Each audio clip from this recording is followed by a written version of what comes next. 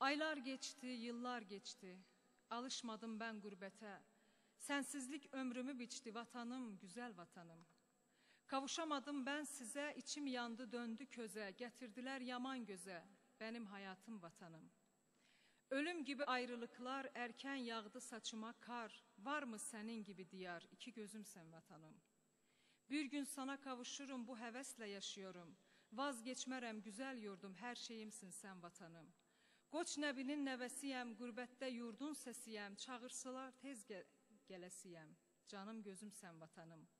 Azərbaycan benim yurdum, hasretindən ben yoruldum, səninlə hep qurur duydum, doğma diyar, öz vatanım.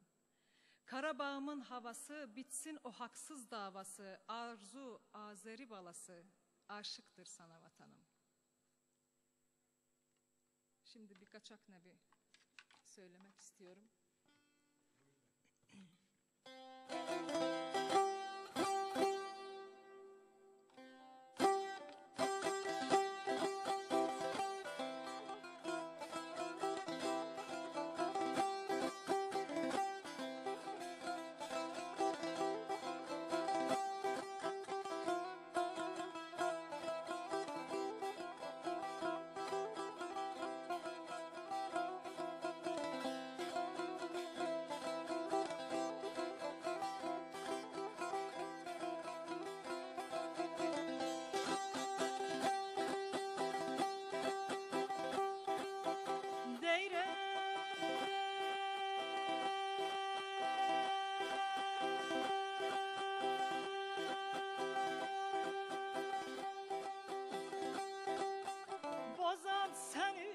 Tövlədim ağlar, bozat səni sərt tövlədim ağlar, and içirəm sən məxmər çollarım, ay bozat çollar.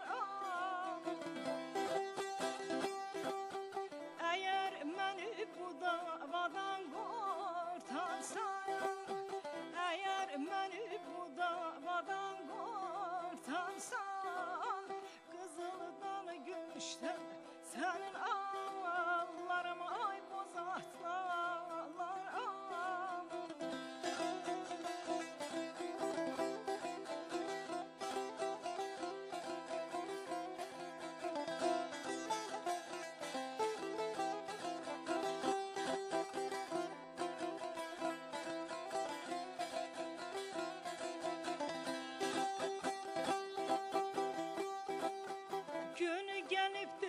Ortanın erine, gün gelipdir gün ortanın erine.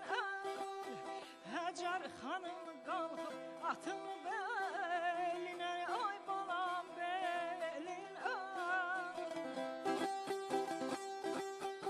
Eşref miri var düzüp teline, eşref miri var düzüp teline.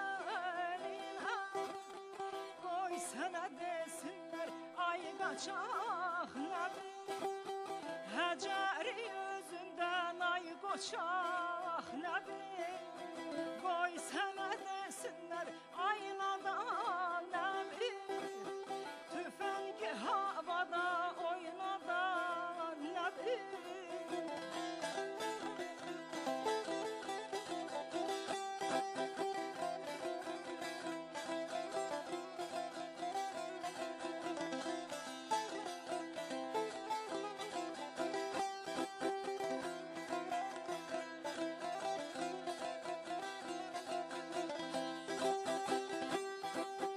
Nəbinin buğları eşmədi,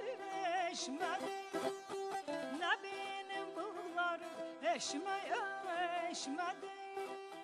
Papağı güllədim, eşmədir, ay balam deşmədir. Nəbinin bozatın bir ad keçmədi, Nəbinin qıratın bir ad keçmədi. Qoy sənə desinlər, ay qaçaq nəbi, Həcəri özündən ay qoçaq nəbi. Qoy sənə desinlər,